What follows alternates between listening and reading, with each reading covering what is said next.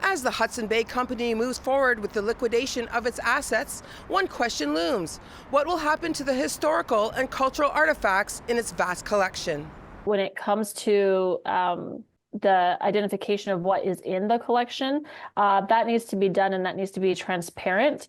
That has not been shared with many people who are asking for this call. The Indigenous Council of the Canadian Museums Association says that all cultural belongings need to be returned with full involvement of Indigenous nations as equal partners at every step. There needs to be an orderly process whereby an inventory of the ancestral belongings needs to be provided for review by Indigenous experts, so that a proper identification can take place as to what might be of a sacred, ceremonial, or ritual nature. The Assembly of Manitoba Chiefs has issued a notice to the Retailers Monitor.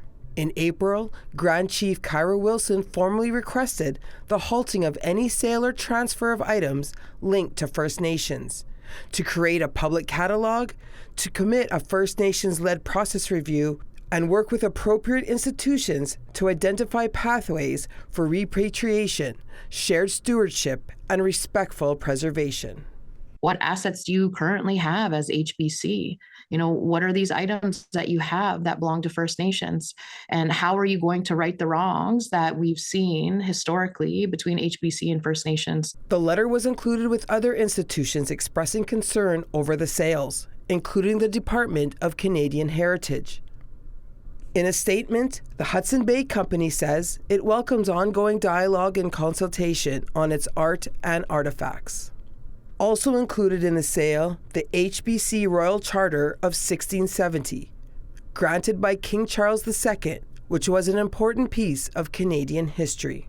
It was foundational to both the HBC and Canada's colonial expansion, but this was issued without Indigenous consent. The Canada Advisory Committee for Memory of the World has requested the Royal Charter be transferred to a public archival institution like the Archives of Manitoba.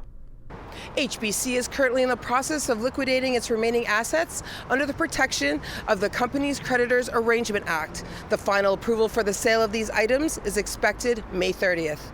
In Toronto, Beverly Andrews, City News.